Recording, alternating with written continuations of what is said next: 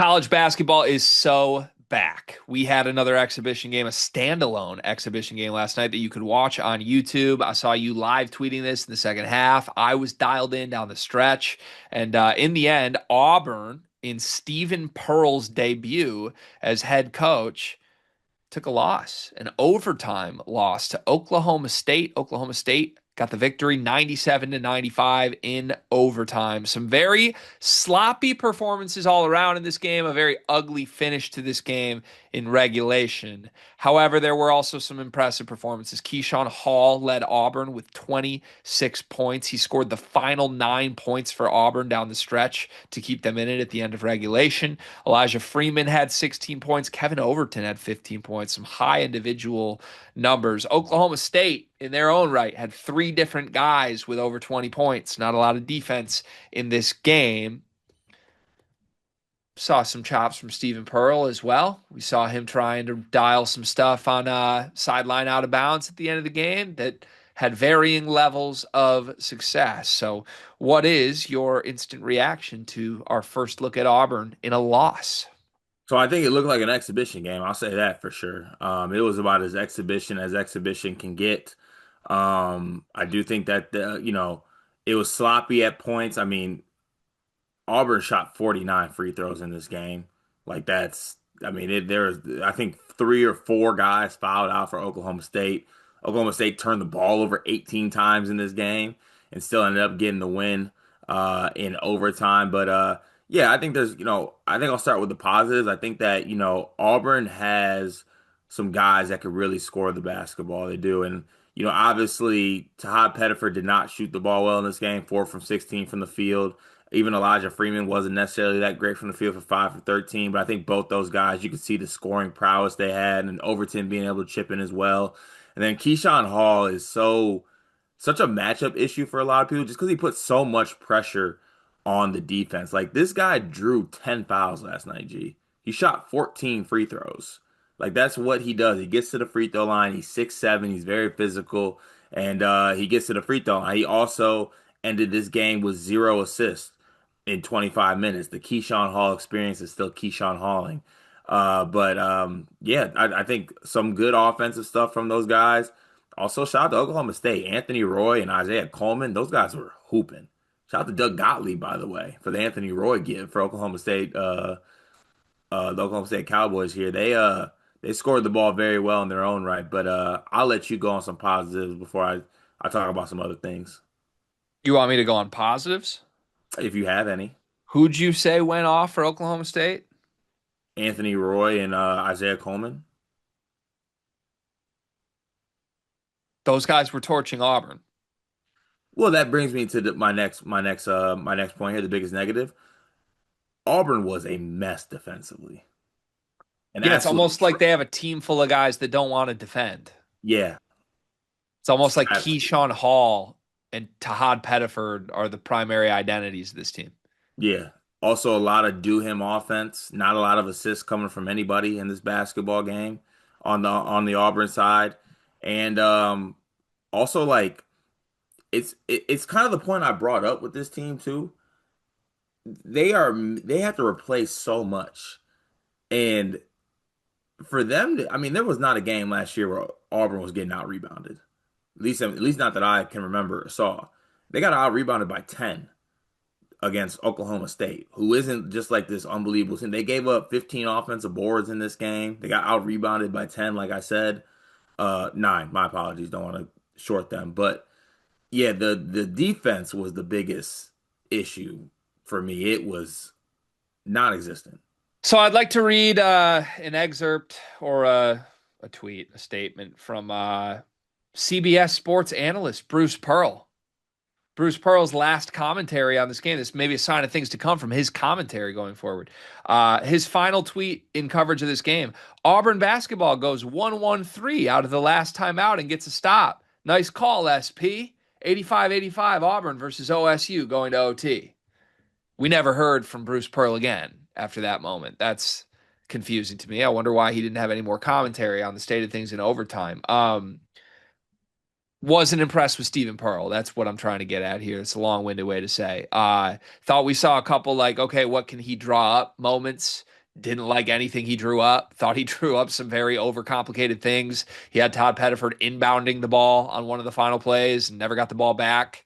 I thought it was, in general, a very clunky, unorganized offensive performance from Auburn.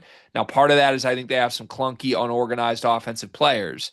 Keyshawn Hall is good. Todd Pettiford is good. Can those guys coexist? I don't know. In fact, I don't think so. And I know last year's Auburn team was awesome, but one of the underrated parts of Auburn last year is I think they actually, weirdly enough, did fit pretty well together. Like, I think Janai Broome was a guy who was so good, but also had some gravity to him that made everybody else's games make sense. Like, Right. he was your hub. Todd Pettiford could kind of pick his spots. Baker Mazara could be a chaos agent.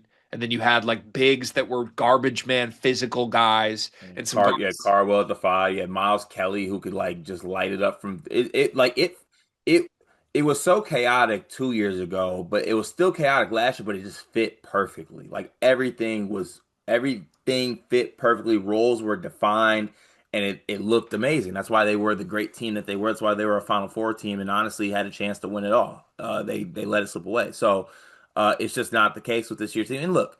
It's a whole new team. Maybe it'll take a little bit of time to get that going. But yeah, not good exhibition one. Dion, you okay? You look a little sweaty. So every August, September, my air conditioning breaks, and there's just nothing I can do about it. Dude, that's tough. Out in California too. Like, I mean, what is it, like 80 degrees still there today? Today's gonna be like 85, 90, but like peak summer, it gets like 110. My AC just doesn't ever hold up. I mean, it sounds like it's a bummer that you can't take advantage of Duncan Mechanical Solutions because Duncan Mechanical Solutions is an HVAC company based in Angola, servicing the tri-state area, bringing commercial quality to the residential world with excellent customer service. You heard us talk about Duncan Mechanical last summer. If you need heating or air conditioning, kitchen or bath remodeling, or all of the above, Duncan Mechanical is the place to go in the Midwest. Go to duncanmechanicalsolutions.com to take advantage and make sure you don't wind up like Dion. I mean, the main reason for it though was just Broome was incredible, right? No one, even the other psychos on that team, nobody would have looked at Janai Broome and been like, I should have the ball. Hmm. Maybe Baker Mazara, but like I think this, like, to me, Pettiford and Keyshawn Hall both think they're the guy on this team. Yeah. And I think they both hoop like they think they're the guy on this team. And maybe they'll figure that out, but they had no idea night one, at least. I don't think they have really any defenders. Broome was just so missed on the defensive end here. They got beat up on the boards, gave up 52 boards in this game. Anthony Roy had 12 rebounds. That's a disaster for Auburn. I will say one positive, the only thing I really liked what it looked like for Auburn. I liked the freshman Sebastian Williams Adams. Yeah, I like him. I've been a fan of his game since he was a recruit. He led this team in minutes in this game. That feels pretty notable off the bench. Played 31 minutes, more than Pettiford or Hall. I thought he did some really good things. Led the team in rebounds, had a block, had a steal, had an assist. Like, he's a guy that can do a lot of things on the court. And the more he emerges, the more I'll buy a turnaround. But also, let's be real about this. Oklahoma State's not expected to be anything. No. Like, they got some guys, cool, they played well. But that's like a bottom three team in the Big 12. They should not beat Auburn if Auburn is anywhere close to an NCAA tournament team. And I think what we saw last night is a team that is not that. Yeah. And I think the most scary, or not the most, one of the scarier parts of this game too was the reaction afterwards. I saw about five Auburn players doing the AJ Hogarth thing. Oh, some body language stuff, huh? Some stay on that side. Oh yeah, we hear you. You know, like that type of energy after exhibition one. Mm, Not a fan. that seems a little scary. Yeah, don't like that. But yeah, I mean, I texted you last night during this game, and I was like, this team cannot guard anybody. They legit have zero defenders. I think Kevin Overton is the best defender, It's true. but they have zero defenders. It's also true. And if you're not going to have rim protection, which you need guys like Murphy and Williams Adams to bring, then it's going to be spooky. Yeah. All right. So stock down Auburn. We agree on that. Stock, Yes. like, I guess, has to be up for Oklahoma State. Just stock up for Doug Gottlieb. Stock up for Doug Gottlieb. Yeah. Todd Pettiford has to be better too, doesn't he? Yeah. 4 for 16 is not going to get it done. That's gross. But also like that to your point with the whole coaching thing, it was really my turn, your turn, do him who. There wasn't necessarily like a anything I think to put Pettiford in the best spot. Now he got 16 shots up, so I'm not gonna complain here, but like he does just have to play better. Do we think that changes? Do we think this was just who cares, it's an exhibition, or do we think this is what's coming? It might not be to this extent, but I do think that this is kind of what's coming. I don't think Stephen Pearl knows it was bad offense. I think he loved the shots last night. I think that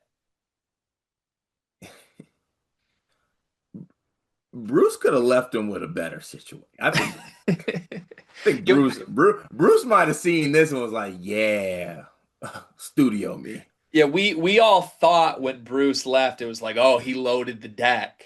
And instead, it's like, whoa.